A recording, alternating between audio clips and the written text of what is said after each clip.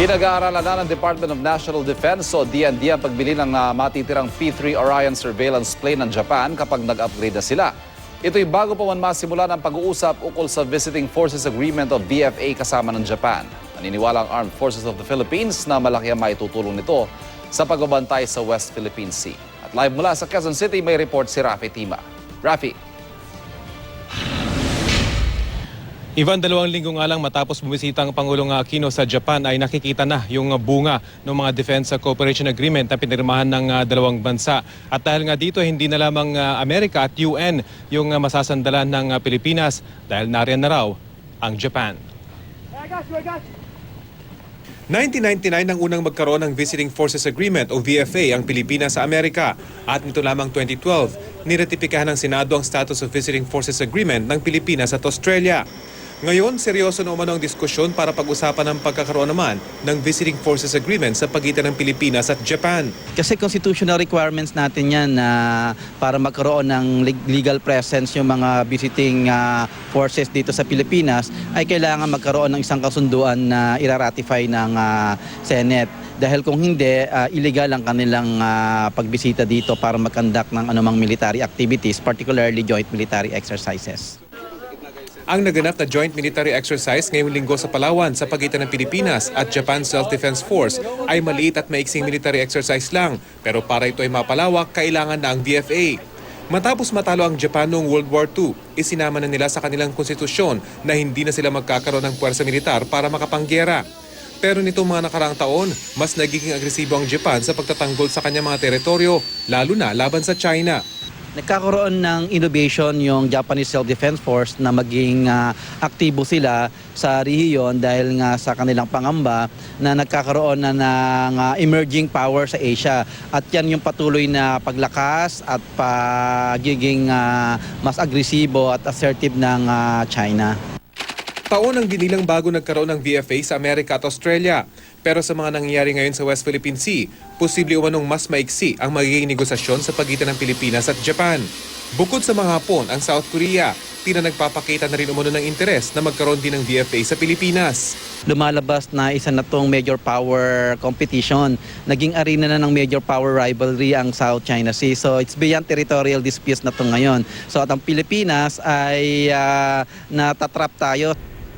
Ang Armed Forces of the Philippines natutuwa naman umano sa balita na posible na rin magkaroon ng VFA ang Pilipinas at Japan. Mainam umanong mahasa ang mga tropang Pilipino sa teknolohiya ng ating mga karatig bansa. Welcome sa Armed Forces of the Philippines ang pagkakaroon ng visiting forces with Japan. Nais din naming mga sundalo na mapaunlad ang aming kakayahan na ipagtanggol ang ating bayan.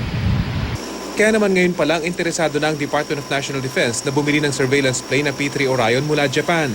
$36 billion o 1.6 billion pesos ang average price nito. Kayang tumagal ng 10 oras sa ere, sa loob lamang ng 3 oras ay nakalipad na ito ng 50 nautical miles. Naniniwala ang Western Command ng AFP na siyang bantay sa West Philippine Sea na malaki ang maitutulong ng Orion. Madadali yung ating pagmamonitor lahat ng mga nangyayari doon sa West Philippine Sea. Hindi lang yun na limited capability natin kung kailan tayo lilipad, doon lang tayo makakuha. Pero to malawak ang kanyang coverage. Pero para kay Supreme Court Associate Justice Antonio Carpio, pagdating sa usapang militar, wala talaga tayong laban kontra China.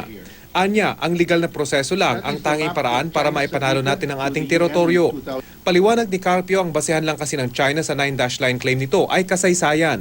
Samantalang tayo, may pinangahawakang Exclusive Economic Zone o EEZ na mismong ang United Nations Convention on the Law of the Sea, so UNCLOS ang sumukat. Kaya ayon kay Carpio, malakas ang ating kaso. We don't have the military capability to stop China. But there is a route, a legal solution here. We get a ruling and then go to the UN, ask the UN to convince China to follow the ruling.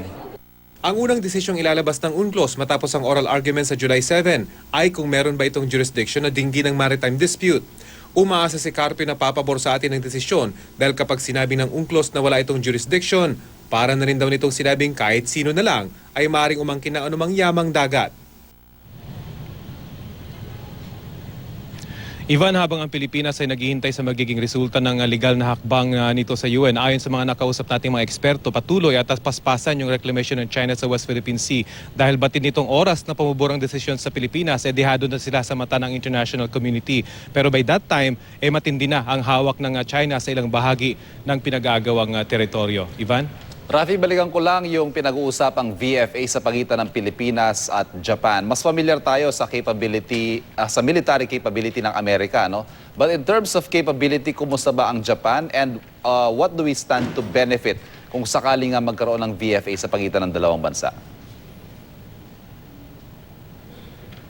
Well, Ivan, tandaan din natin na bago ang World War II ay isang Japan sa may pinakamalakas na puwersa militar, hindi lang sa Asia kundi sa buong mundo. So talagang pagdating sa technology, talagang marami tayong makukuha mula sa bansang Hapon. Kaya nga lang ay noong matapos yung World War II ay nilagay na kasi nila doon sa kanilang konstitusyon na hindi na sila magiging aggressive ika nga. So talagang medyo nag-suffer din yung kanilang militar. Pero ngayon ay nagsisimula na nga ulit silang bumangon in terms of military hardware at meron na sila mga dinidevelop na sarili mga aircraft carriers. So sa experience-wise, Ivan, talagang marami at mas malapit pa sila kesa sa atin. Bukod din kasi sa military training, Ivan, ay makakatulong din daw yung VFA pagdating sa mga sakuna. So talagang malaking tulong ng isang kalapit na bansa na well-equipped katulad ng Japan ay nariyan lamang at meron tayong VFA na masasandalan kapag kailangan, Ivan. Rafi, si Professor Banlawi very vocal na dapat dumistansyas tayo sa umpugang yan ng mga superpowers ika nga niya, no? First America and China at ngayon nandyan na rin ang Japan. Ano daw ba ang risks, Rafi? Nakikita ba ni Professor Banlawi na magkakaroon ng full-blown war over this dispute?